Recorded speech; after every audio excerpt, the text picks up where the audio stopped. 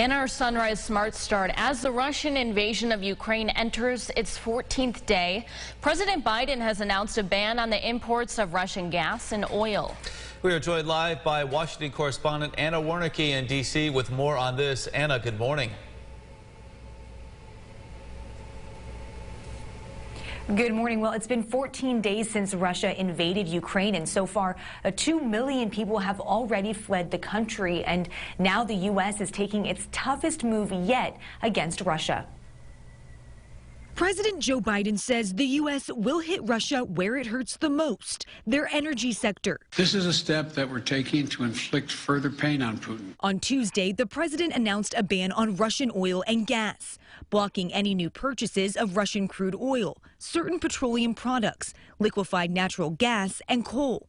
The ban also blocks new U.S. investments in Russia's energy sector and prohibits Americans from financing foreign companies that invest in Russian energy. The president recognizing that this move will also bring pain at the pump. Defending freedom is going to cost. It's going to cost us as well. That was the right thing to do, but it should have been done at the outset. Still, Republicans and Democrats praised the president for boycotting Russian energy. I think we're doing what we should do. I think we're doing what we can do, and we're going to just continue to ratchet up the pressure. And Connecticut Senator Richard Blumenthal says the U.S. can still do more to inflict financial pain on Russia. And my hope is that Americans will demand that American companies stop doing business.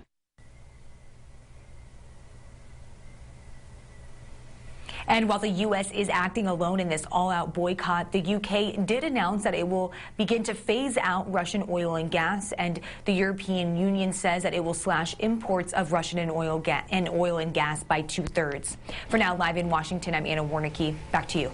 All right, Anna, thank you. Meanwhile, civilians continue to flee from the violence in Ukraine. In the 2 weeks since Russia launched the invasion, around 2 million refugees have fled Ukraine. The UN says half of them are children.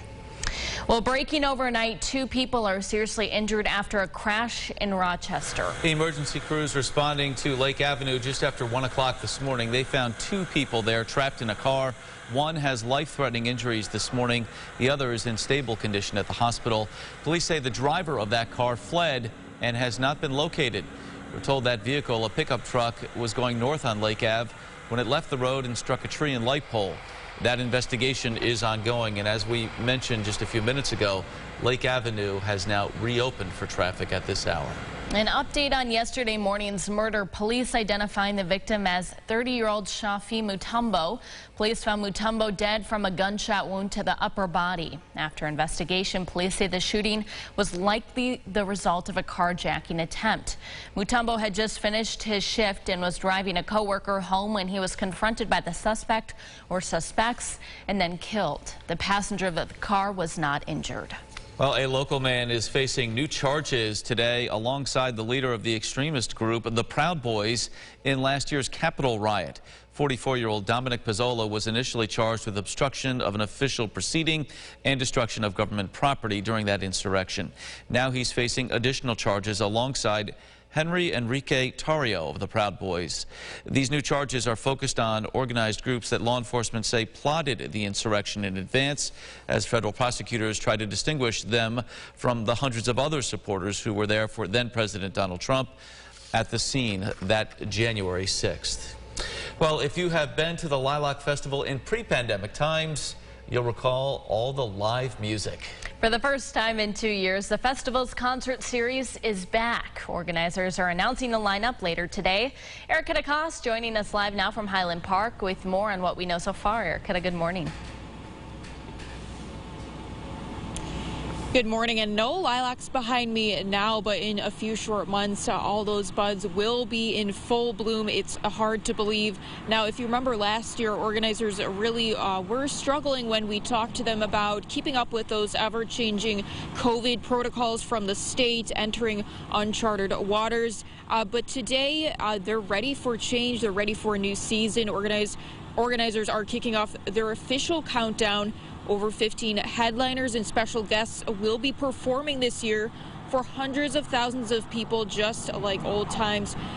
Jeff Springett, festival producer, tells me he wants to bring back more of that live music, food vendors, and have minimal, if any, COVID protocols. As you can imagine, with any changes come some nerves as well.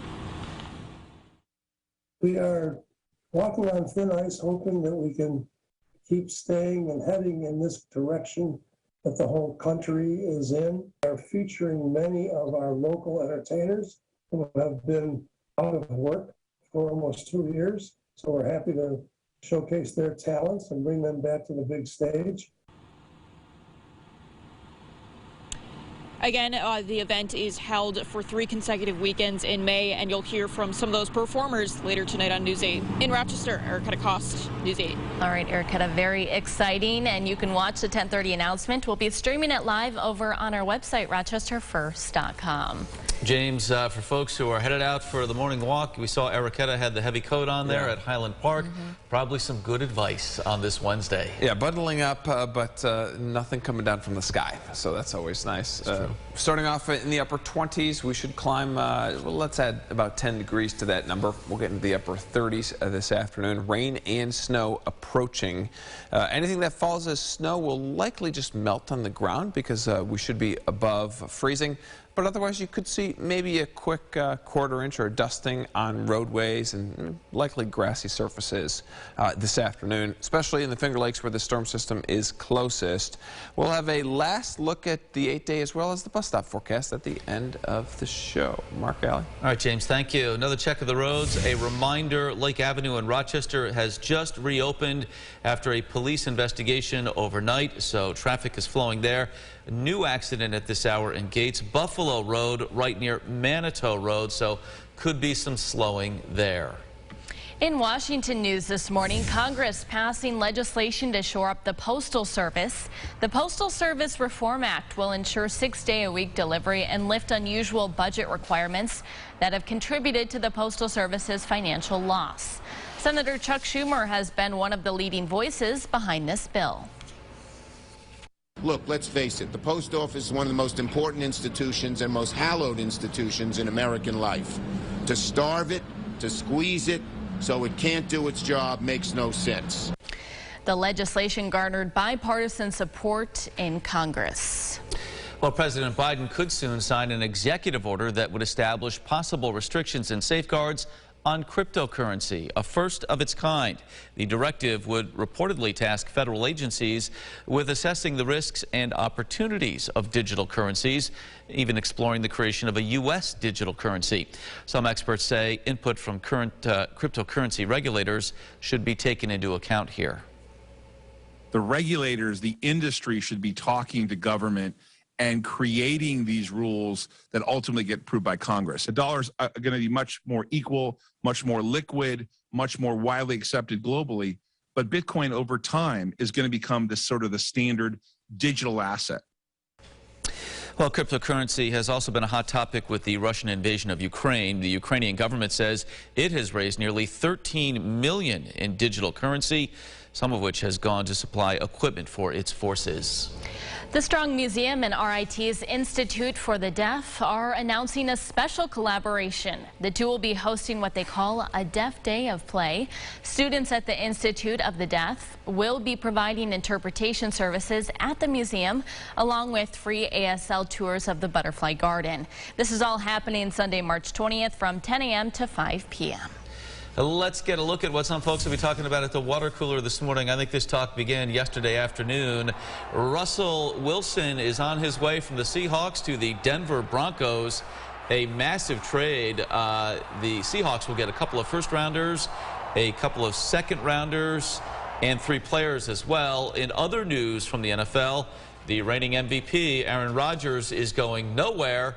He will stay in Green Bay, reportedly a 4-year, $200 million contract. And I was joking in the newsroom. I said, it's nice to know finally he'll have some financial security. Thank goodness, right? After all these years. He needs it. That's a lot of dough, but it's a lot of dough. It's worth it for the player, they say. I'm sure that he's definitely happy about it. I'm happy to see that we don't have any snow showers around right now, but they may start to pick up as we get later this afternoon, you see that for the return home. So it's a different bus stop certainly this morning than it will be later today with those snow showers. But you see temperatures in the 30s. A lot of the snow showers falling. It's kind of a wintry mix and then melting when it makes it to the ground. We'll finish here with the 8-day forecast as all eyes Friday into Saturday. The parade day forecast could feature some accumulating snow, wind, and yeah, maybe shovel-worthy snow for us by Saturday. Keeping an eye on that Saturday forecast there. Thank you, James.